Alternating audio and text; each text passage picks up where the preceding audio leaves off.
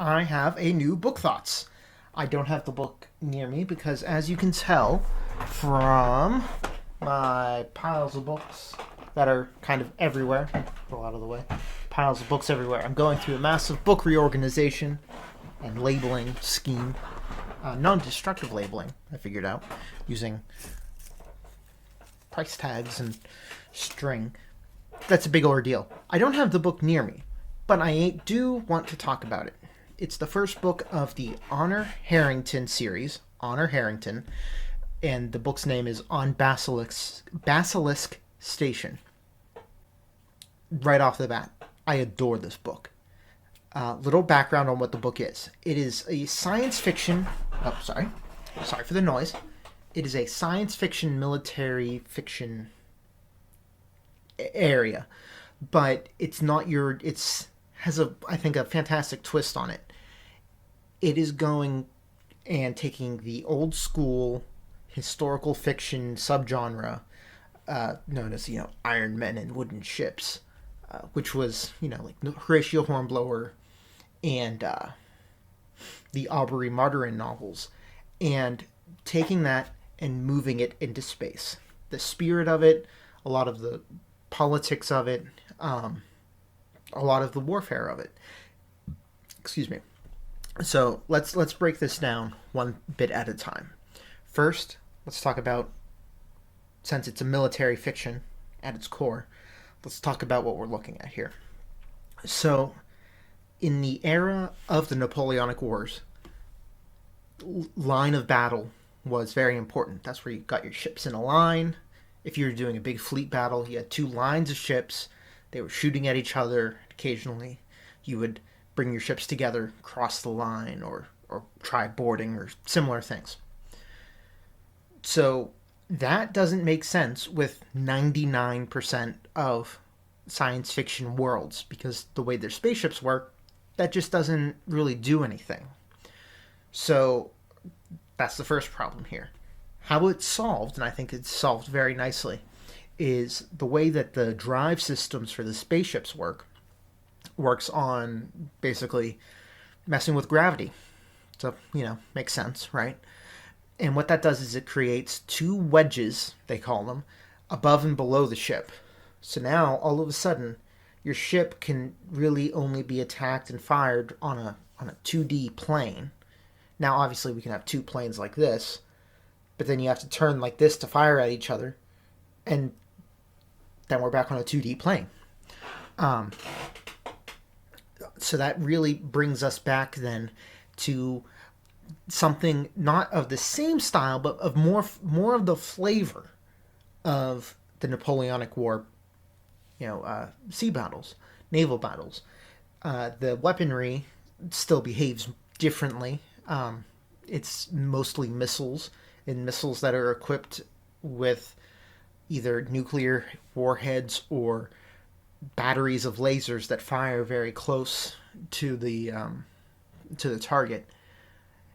And the way damage happens and the way the ships are run is much more modern, but the spirit is there from the old Napoleonic War books. Second, let's talk about the politics here. We have the Kingdom of Manticore, which is where our heroes come from, and they're a small, plucky, strategically located, kingdom with a representational government and a real proud naval tradition, and they're great at navy. So they're our British, our Great Britain, our United Kingdom. And then on the other hand, which just note there, it was Great Britain until 1807. Then after 1807, it was the United Kingdom. And it was only Great Britain for about 100 years. Then, so we have, that's Manticore is our Great Britain. Their grand nemesis is the Havenite Republic, which is, from what we see on the outside, very conquest hungry, and a republic in that their president has basically become emperor, a very Napoleon style character. And it's Haven's strategic positioning that is leading to this conflict with Haven. Furthermore, we have two more layers of politics. We have in the national parliament, you have various factions that mostly group into two sides. Your conservatives and moderates, I think, are the one side, and I think the other was liberals and okay, can't remember the name of the last party. And don't read those into being aligned with the British parties of the era, because they're really not. Neither, for example, the conservatives on this planet, on Manticore, are hardcore isolationists. The Tories weren't isolationists in the UK at the time, so it doesn't translate. All right, but that's another nice layer, and it's fairly straightforward. But it's a fairly simple layer at that in this first book, but it's very nice. And then we also have a layer of inter-admiralty politics. We have people who are reformers. We have people who are pushing different tactical outlooks and things like that. And there's competition then within within the governing of the Navy by these different viewpoints, which are then also loosely tied. Sorry about that. Which are then loosely tied to the various political parties. Anything. So none of these elements are very complicated on their own, but when you add them up, it gives you a pleasingly rich texture against which all of the actions of the book can be seen against. And I really liked how that was done, because I've seen a lot of times where very complicated systems were given to give that texture. I've seen a lot of times where they were given simple systems and then just are supposed to make believe that it's this genius complicated, world building. By layering it up, and because all three of these layers affect our main character, Honor, it really makes it, I think, it gives it a pleasing depth because they all interplay. All those layers interplay. It gives it pleasing depth without being overcomplicated. Finally, of course, we have to talk about our character, Honor. So, pardon me. Honor is definitely a Hornblower-esque type of character. If you're familiar with Horatio Hornblower, by C.S. Forester, classic reading that I recommend. He is a very intelligent officer who has very good sense. He doesn't have political connections to help him get ahead, but his own capabilities keep opening the door slowly, one step at a time, to move him along. And he has, his flaws are on the one hand, his lack of understanding proper. I mean, you'd almost call him autistic. He's a genius in math, but can't understand how people, not good at reading people, how they interact. Doesn't understand it just at all. That's one. And then the other interesting one is that he's totally tone deaf. He doesn't understand music.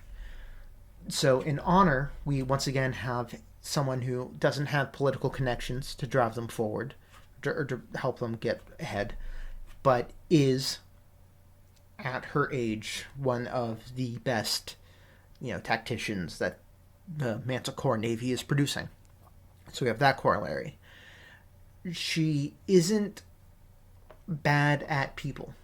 So that's a big difference between the two of them. Instead of not understanding music, she can't do calculation. She can guess, gut check pretty close to the correct answer, close enough, for it to not matter for most anything. But if you ask her to sit down and write things out, she's totally lost. So that's an interesting divergence that I want to see how that develops over the course of these books, because there were 11 ish or 12 Hornblower books that I got to know this character over, and I have only read the one Honor book at this point, Honor Harrington. So I'm really interested in seeing how that develops over the course of these books. So the actual specific action of this book is she gets put in charge of an experimental rigging of an old warship, and for some war games it doesn't go well. The powers that be that wanted it to show the genius of the new school and the admiralty blame her, even though the idea was dumb, and she and her ship basically gets sent to exile at this backwater station, Basilisk station, which is a backwater in terms of the Manticore political sphere. There's only one populated planet. There's nothing, very interesting on it. But it is the other end of a wormhole system that goes directly to their capital. So it has some strategic importance in that way. She goes, and the ranking officer, there was only one other ship, doing picket duty there. The officer on that ship decides to give her too much to do and says, I have to go refit my ship. And so he basically abandons her, leaves her way too much for her ship to try to handle. And at the same time as all that's going on, Haven has schemes to separate that system from Manticore without engaging in open war. So the layers on that, you can see how they intertwine very quickly. And then Honor, even though she's given an impossible task, figures out a way, just thinks it through to be able to handle more than she should have been capable of doing. And that includes actually enforcing things like trade regulations that hadn't been enforced. And so then dealing with the administration on the planet. And so that all totally weaves in those three layers that we've talked about before, because she's dealing with the Navy politics, she's dealing with the civil politics of the trade and the planet administration and all that. She's dealing with the international politics because of the scheme that Haven has. And it all ties together in a beautiful way.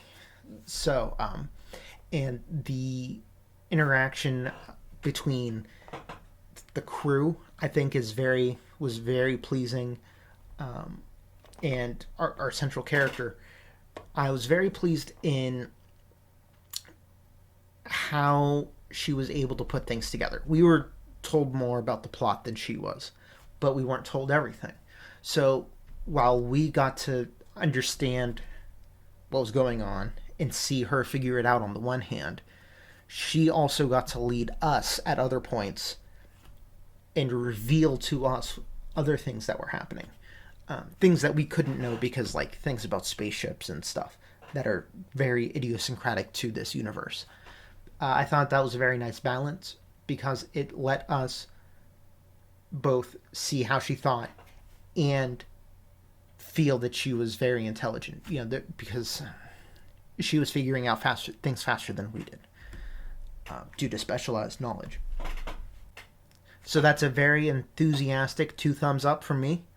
I just recently started reading the second book in this series, and I'm already very pleased with how it's going. I'm not very far in yet, but, it's good to see that it doesn't drop off right at the beginning there. And I totally recommend it, once again. Anyway, that's my thought about Basilisk Station. If any of that sounded vaguely interesting to you, I highly recommend you try it out. I left out a lot of the minutia of how it works, because I think it was such a joy to have it all laid out for me, have it all, be able to work out other things on my own. I didn't want to rob that from anyone. I just wanted to give enough of a taste that you could maybe tell if it was for you or not. If you've read it before, tell me what you think. Yeah. If you have any questions about books, like how I'm handling reorganizing all of this and how I'm labeling them and whatnot, you can leave them in a comment, or I have that link to just a poll page, so then that way I can accumulate questions and just answer them that way, so I don't have to look in a million places. Feel free to do either way. The poll seems like a cool way to handle it, but I understand that people don't want to click on things. And that's all I have for today. All right. I'll catch you guys later. Bye-bye.